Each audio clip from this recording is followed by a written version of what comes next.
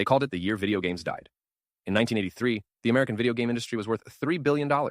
2 years later, it was worth almost nothing, under $100 million. 97% gone. Stores that couldn't give cartridges away dumped them. Atari famously buried truckloads of unsold games in the New Mexico desert, and every major retailer in America reached the same verdict. Video games were a dead fad, like the hula hoop or the pet rock.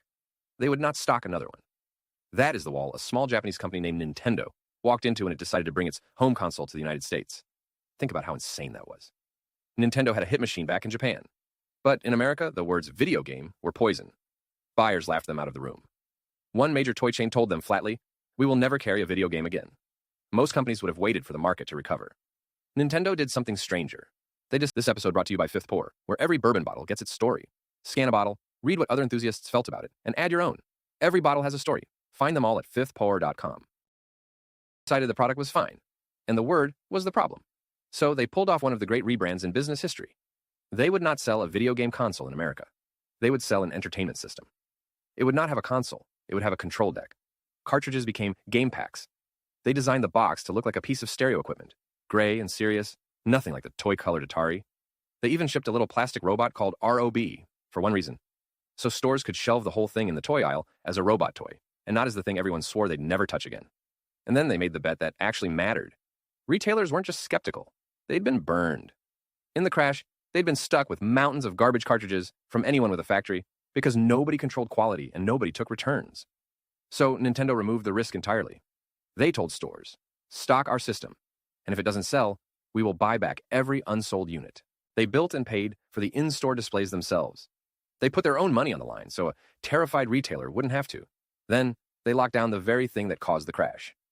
Nintendo put a chip inside every console, a lockout chip, so no cartridge could run without their approval.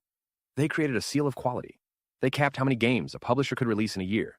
For the first time, someone stood at the gate and said, "Not everything gets to be on this machine." It worked beyond anyone's projection. Quick pause.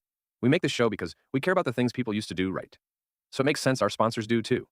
Captain's Krill Oil is run by somebody who refused to switch to the factory method.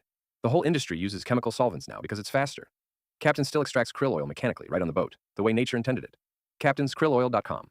Back in a sec. They tested it quietly in New York in late 1985, half expecting it to flop. It didn't.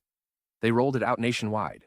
By 1988, just 3 years after every buyer in America had sworn off the category for good, the Nintendo Entertainment System was doing over $2 billion a year.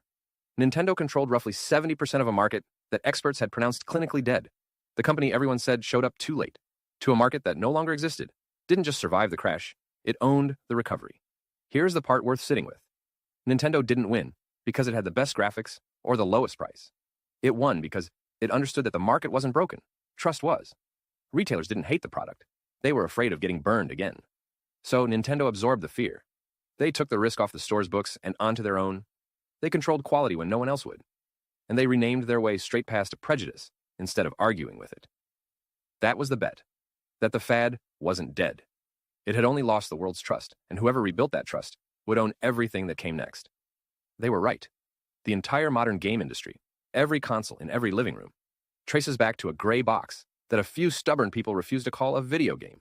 If you'd have made the same bet, tap like and follow. We tell the story behind one near-death brand every week. These are the bets that built the things you grew up with.